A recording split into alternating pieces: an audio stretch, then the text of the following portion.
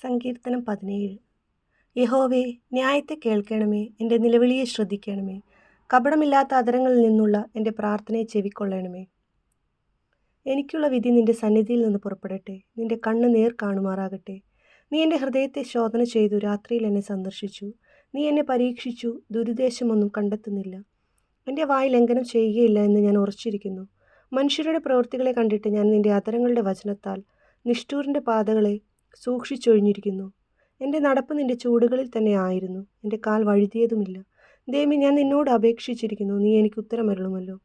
നിന്റെ ചെവി എങ്കിലേക്ക് ചായച്ച് എൻ്റെ അപേക്ഷ കേൾക്കണമേ.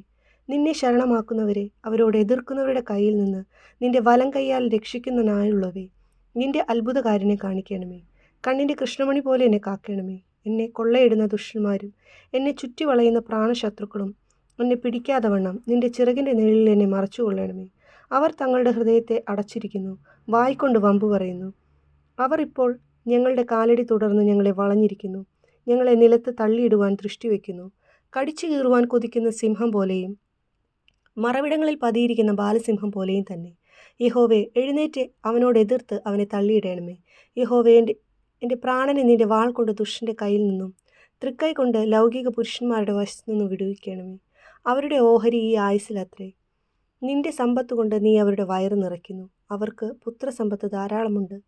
തങ്ങളുടെ ധനശിഷ്ടം അവർ കുഞ്ഞുങ്ങൾക്ക് വെച്ചേക്കുന്നു. ഞാനോ നീതിയിൽ നിന്റെ മുഖത്തെ കാണും. ഞാൻ ഉണരുമ്പോൾ നിന്റെ രൂപം കണ്ട് തൃപ്തനാകും. ആമേൻ.